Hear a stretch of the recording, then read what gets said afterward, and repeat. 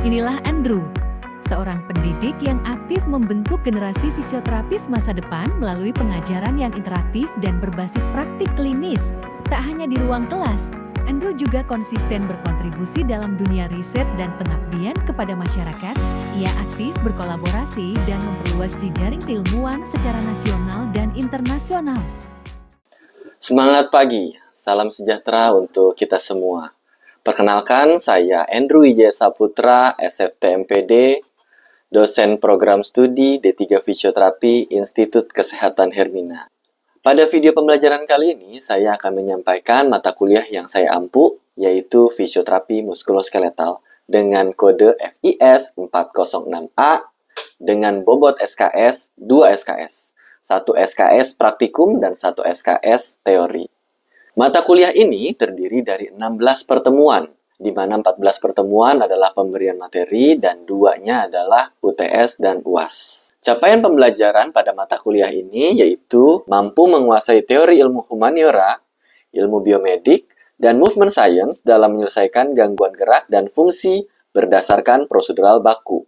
Yang kedua, mahasiswa mampu memiliki ilmu pengetahuan di bidang fisioterapi dan menggunakan teknologi terkini serta melakukan pembelajaran berkelanjutan.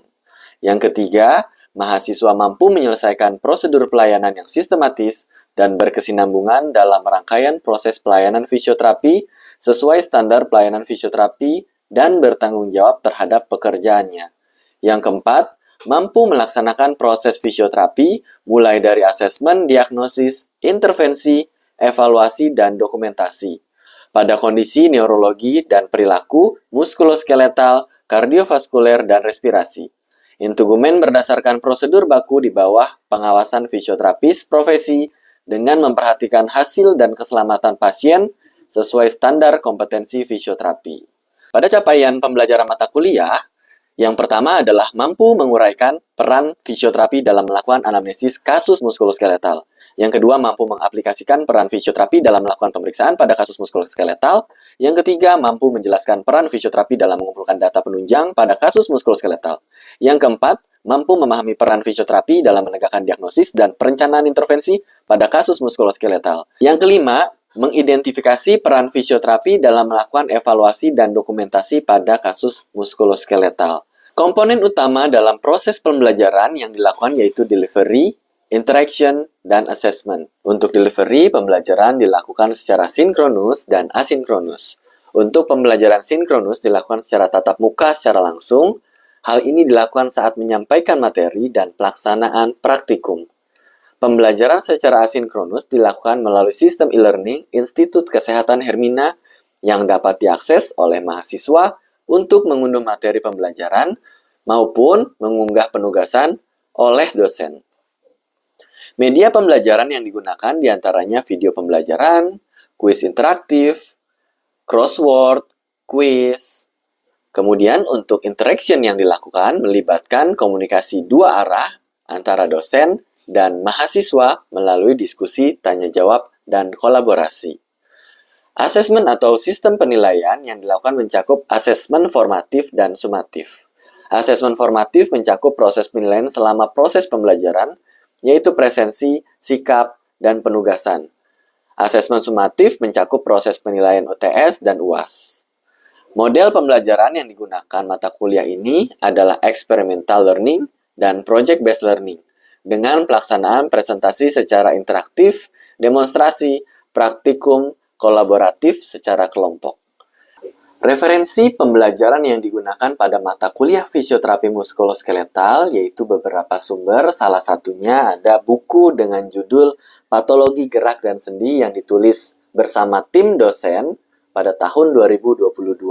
Selain itu, ada juga sumber-sumber seperti jurnal hasil penelitian dengan judul Prototipe Edukasi Kesehatan untuk meningkatkan kualitas hidup siswa dengan skoliosis. Berikut adalah video pembelajaran mata kuliah fisioterapi muskuloskeletal dengan judul Penata Laksanaan Fisioterapi pada Kasus Skoliosis. Selamat menyimak. Selamat pagi semuanya. Pagi, Pak. Oke, selamat datang di perkuliahan fisioterapi muskuloskeletal. Sebelumnya kita absen terlebih dahulu ya. Oke, teman-teman di sini apakah hadir semua atau Jadi kita akan segera mulai untuk perkuliahan hari ini. Oke, sebentar. Saya akan coba siapkan terlebih dahulu untuk materi hari ini.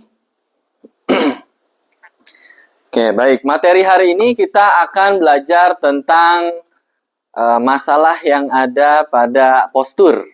Gitu ya. Jadi hari ini kita akan bicara tentang postur, melanjutkan pertemuan yang sebelumnya. Oke, mungkin dari teman-teman apakah ada yang ingin menjawab terkait masalah apa sih yang mungkin biasanya ditemukan pada kondisi-kondisi postur? Aku, Pak. Ya, silakan, Nabila. Ada skoliosis, lordosis, sama kifosis. Oke, baik, betul ya. Jadi ada berbagai macam masalah tadi. Hari ini kita akan fokus kepada materi skoliosis. Ya, jadi hari ini kita akan bicara tentang skoliosis. Oke. Ya, teman-teman, hari ini materi dari skoliosis yang akan kita pelajari ada tujuannya. Yang pertama, tujuannya adalah mengetahui struktur pembentuk dari rangka manusia. Jadi di sini kita sudah sediakan ada satu model skeleton, karena kita akan membahas bagaimana struktur yang perlu kita pahami bersama tentang masalah pada skoliosis. Kemudian adalah memahami fungsi dari vertebra sebagai penopang berat. Ya, karena ketika teman-teman bicara tentang masalah postur, berarti bagaimana distribusi beban dari kepala sampai ke kaki. Ya, selanjutnya adalah memahami klasifikasi dan penyebab skoliosis. Yang keempat adalah menemukan masalah yang dapat timbul dari gangguan postur. Ya, tentunya kita sebagai seorang fisioterapis harus tahu postur ya akan berakibat seperti apa. Kemudian yang terakhir adalah kita akan melakukan menganalisis ya peran kita sebagai fisioterapi terhadap masalah yang timbul dari skoliosis. Selanjutnya ya teman-teman, kita masuk kepada materi struktur anatomi. Ya, baik. Jadi untuk struktur pada tubuh manusia yang tadi kita perlu bahas adalah bagaimana distribusi berat badan ya, mulai dari kepala ya sampai ke kaki. Nah, di sini kita lihat bahwa secara anatomis ya, tulang belakang kita ini totalnya berjumlah sekitar 33 segmen ya. Jadi masalah pada skoliosis itu berada di tulang belakang. Jadi kita harus fokus kembali kepada bagian-bagian dari tulang servikal, tulang torakal, ya, lumbar dan seterusnya. Pada tampak posterior di sini ya, dia itu cenderung lurus gitu ya. Jadi lurus. Sedangkan kalau kita lihat pada penampakan dari tampak samping atau lateral, di sini ada dia membentuk lordosis, ya, kifosis, lordosis, dan di sini menyebabkan yang namanya penyesuaian beban, ya. Jadi ada shock breaker-nya nih kalau misalkan kita lihat dari struktur tubuh manusia. Secara visual ya teman-teman, dilihat di sini ya, tampak samping dari servikal dia lordosis, kemudian tampak dari torakalnya dia kifosis ya, kemudian lordosis. Di sini akan menyebabkan yang namanya sistem secara anatomi itu kita punya shock breaker. Gitu. Jadi beban itu tidak langsung terdistribusi ke kepala. Jadi ada yang menahan seperti itu ya. Ya, jadi secara anatomi kita bisa lihat bahwa tubuh manusia itu juga ibaratnya seperti motor ya. Jadi motor itu dia ada shock breaker-nya. Ya, dimana ketika ada shock breaker dia untuk melakukan peredaman ya terhadap impact gaya terhadap gravitasi. Oke. Selanjutnya pada skoliosis ya, yang teman-teman sudah tahu bahwa skoliosis itu adalah kasus yang biasa dilihat terkait dengan kemiringan tubuh seperti itu ya. Tetapi sebetulnya dia tidak hanya masalah pada lateral saja. Ya, tidak hanya dia miring saja ke lateral, tetapi dia ada rotasi. Sehingga masalah skoliosis itu dia dampaknya kepada 3 arah atau 3 dimensi. Jadi lateral, kemudian dia ada rotasi, bagian tubuh ada yang ke anterior dan ada bagian yang ke posterior. Maka tubuh itu dia ada sedikit perputaran dan kemiringan. Seperti itu.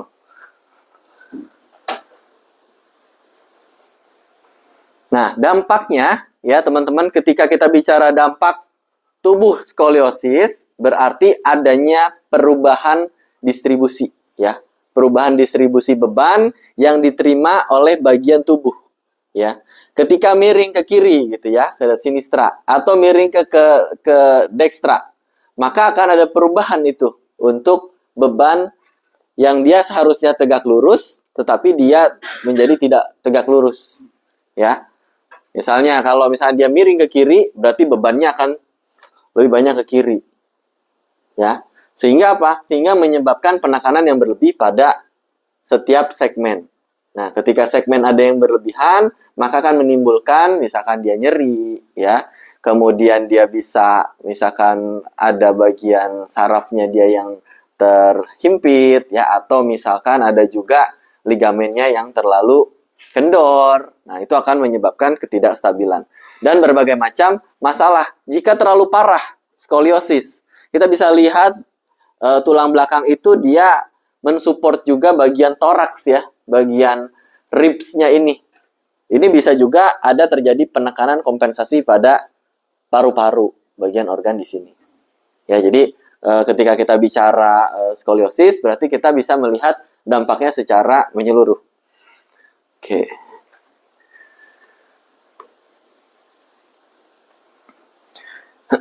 Ya, skoliosis itu juga bisa disebabkan karena adanya perbedaan panjang tungkai.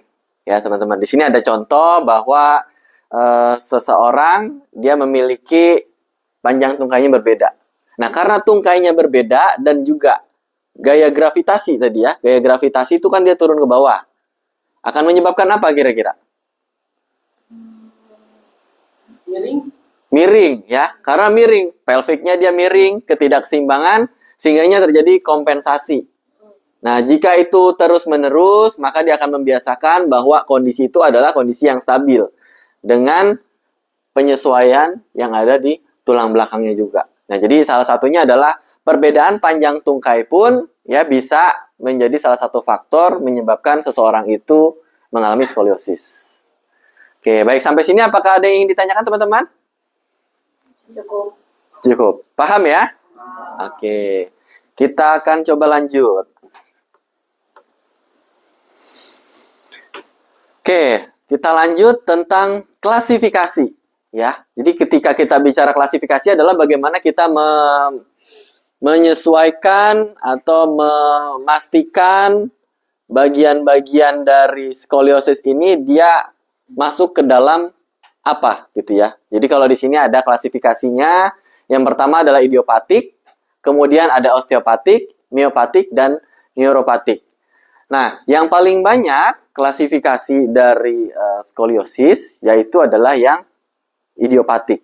Ya, jadi idiopatik itu tidak jelas, bukan tidak jelas, tapi dia lebih ke multifaktor. Jadi berbagai macam ya kemungkinan menyebabkan dari skoliosis tadi.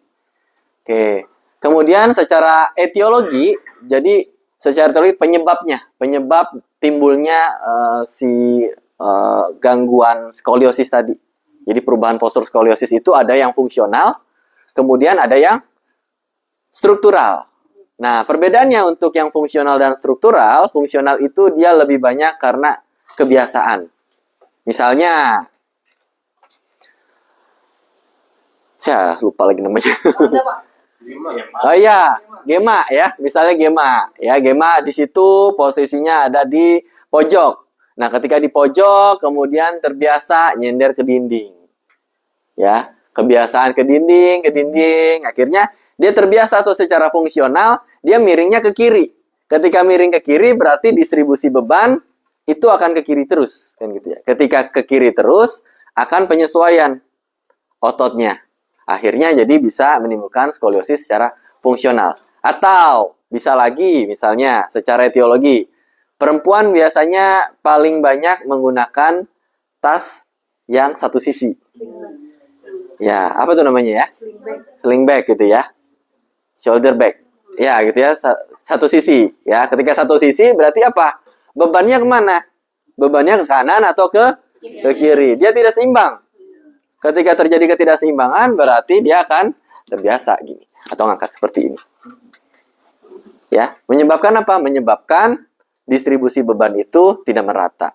Kira-kira apa lagi yang bisa menyebabkan? Contohnya, Posisi tidur. oke, posisi tidur. Gimana posisi tidur itu mempengaruhi kira-kira? Miring ke satu sisi tubuh. Oke, miring satu sisi tubuh. Ya, jadi itu juga bisa ya. Jadi ketika miring dia terbiasa, akhirnya menimbulkan skoliosis. Apakah ada lagi kira-kira?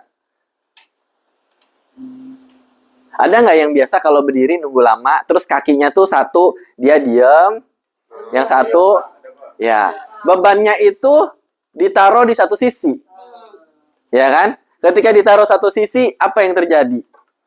Distribusinya.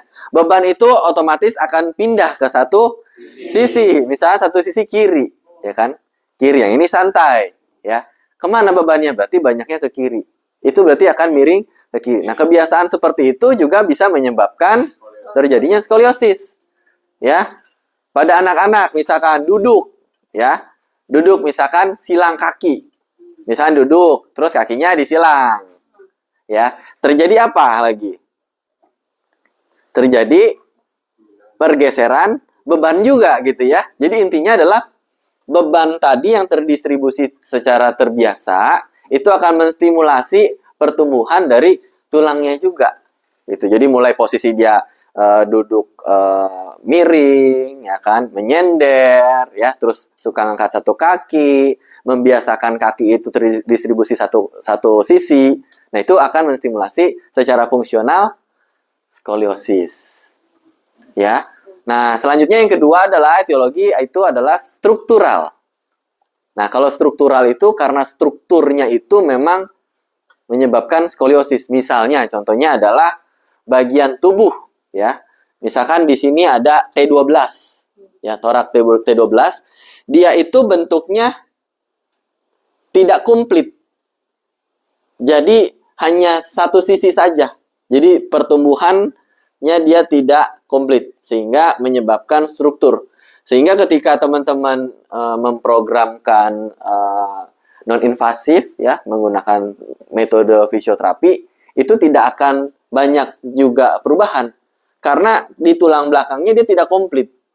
Nah, makanya untuk penanganan fisioterapi mulai dari non-operatif sampai operatif. Jadi nanti ada batasan-batasan di mana kita bisa ya memberikan penanganan secara fisioterapis ataupun kita perlu berkoordinasi dengan dokter spesialis ya misalnya dokter bedah untuk dilakukan yang namanya operasi tulang belakang ya agar strukturnya itu dia bisa lurus kembali.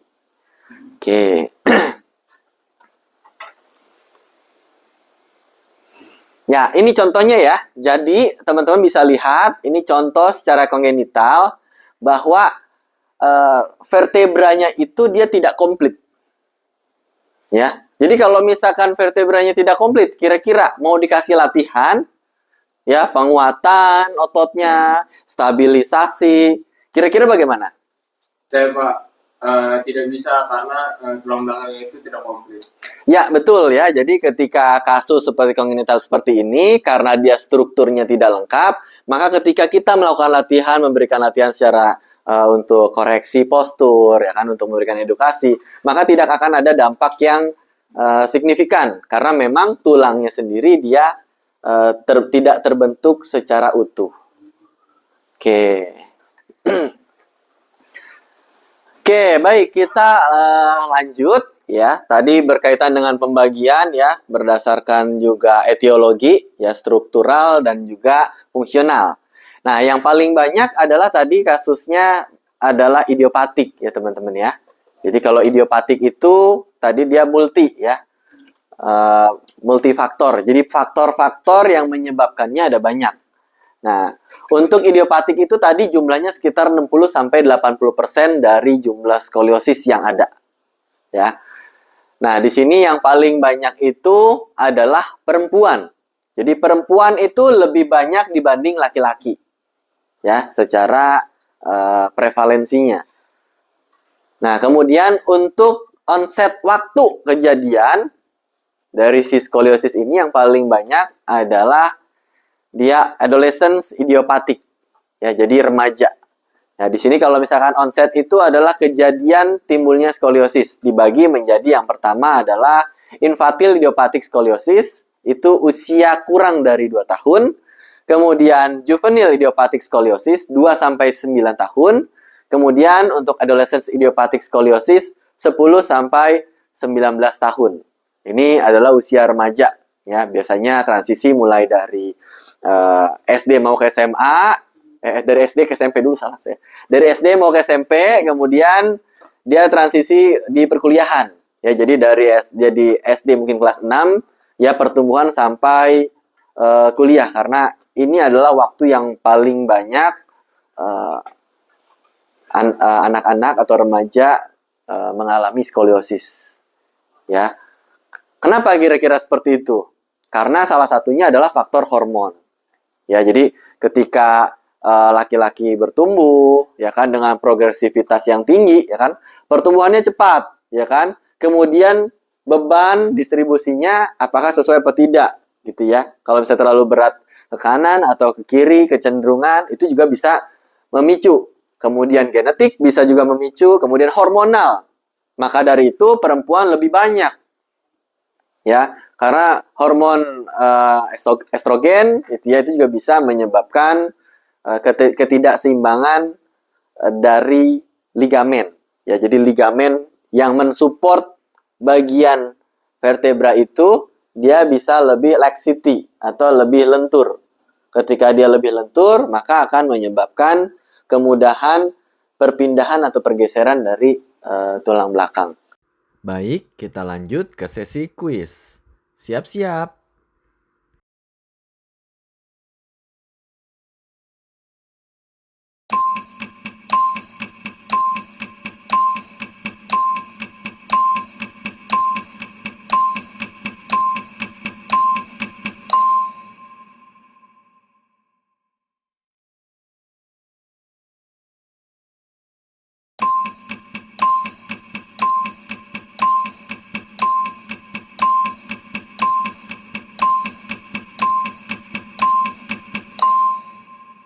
Oke, selanjutnya teman-teman kita akan melakukan praktikum pengukuran skoliosis menggunakan skoliometer. Ya, di mana skoliometer adalah alat yang digunakan untuk mengidentifikasi apakah terdapat rotasi pada tulang belakang. Ya, jadi di sini ada derajat ya teman-teman. Ya, jadi satuannya adalah derajat. Jadi ketika ada rotasi lebih dari 5 derajat, berarti itu akan mengindikasikan bahwa seseorang itu memiliki postur skoliosis. Karena ada rotasi pada tulang belakangnya. Oke, baik, selanjutnya kita akan membagi kelompok untuk saling mengukur rotasi yang ada pada tulang belakang rekan-rekannya. Kita akan bagi menjadi 3 kelompok. Setiap kelompok akan saya berikan 1 skoliometer. Oke, baik. Ini 1. Ini 2. Oke, baik teman-teman. Jadi bisa kita mulai untuk praktikumnya ya. Jadi untuk yang menjadi peserta silakan untuk bending dulu ke depan dengan tangan yang tergantung. Oke, jadi posisi pertama adalah seperti itu. Nah, kemudian pastikan ya bahwa skoliometernya posisinya itu kalian bisa melihat derajatnya. Ya, posisikan di tengah, kemudian kalian gerakan secara perlahan. Ya, betul. Perlahan, apakah ada perubahan derajat atau pergeseran rotasi pada tulang belakang. Nah, jika ditemukan lebih dari 5 derajat rotasinya, maka itu mengindikasikan adanya skoliosis pada regio di sana. Ya. Oke, bisa diulang sampai 3 kali. Kan bagian tersebut memang betul-betul terjadi rotasi. Oke. Ya, pelan-pelan coba dilihat yang mana perubahan. Sepertinya tidak ada yang lebih dari 5 derajat ya. Karena tidak ada yang lebih dari 5 derajat berarti tidak terindikasi adanya skoliosis. Oke, kita bisa ganti untuk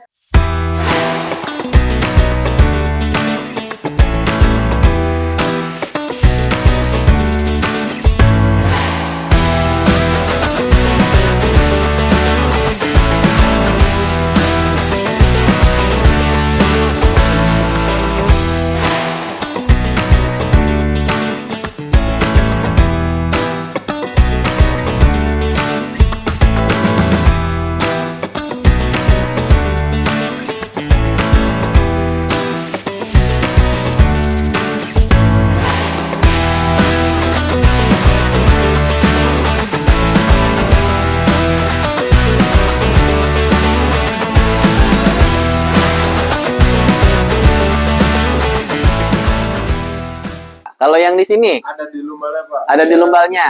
6. Nah, lebih naik di sini ya. Taruh lagi. Bagian lumbalnya ini menunjukkan lebih dari 5 derajat. Berarti terjadi rotasi yang berlebih. Teman-teman, tadi kita sudah sempat lihat bahwa ada hasil pengukuran pada yoga lebih dari 5 derajat. Timbulnya nyeri, ya kan, rasa tidak nyaman, ya, dan gangguan berjalan juga ketika lebih parah. Ya, mungkin kita bisa tanyakan kepada yoga bagaimana kondisi di bagian pinggangnya itu. Sering sakit pinggang, Pak. Sering sakit. Ketika terjadinya ketidakseimbangan pada otot lumbal itu akan menyebabkan overuse, ya, penekanan yang berlebih, ya, sehingga jaringan yang ada di sana bisa mengalami kerusakan. Ya. Baik teman-teman, hari ini kita telah belajar terkait dengan skoliosis. Bagaimana kita mengidentifikasi masalah pada skoliosis. Peran dari fisioterapis, ya teman-teman perlu ketahui adalah terkait dengan intervensi. Ya, intervensi berupa terapi latihan, ya, derotasi, ya, lengthening, ya, untuk mengembalikan postur tubuh yang skoliosis mendekati posisi yang sejajar. Pada akhir pembelajaran mata kuliah fisioterapi muskuloskeletal hari ini, saya ingin informasikan terkait tugas yang ada pada sistem e-kampus tentang membaca jurnal dan merangkum penata laksanaan fisioterapi terkait skoliosis. Untuk penugasan, ini ada waktu 2 minggu untuk pengumpulannya. Teman-teman dapat mengupload hasil dari rangkuman jurnal yang teman-teman telah baca pada sistem e-kampus. Terima kasih. Demikian video pembelajaran dari mata kuliah fisioterapi muskuloskeletal. Video ini merupakan pernyataan diri dosen dalam unjuk kerja Tridharma Perguruan Tinggi untuk pengajuan sertifikasi dosen tahun 2025 di bidang pengajaran. Terima kasih.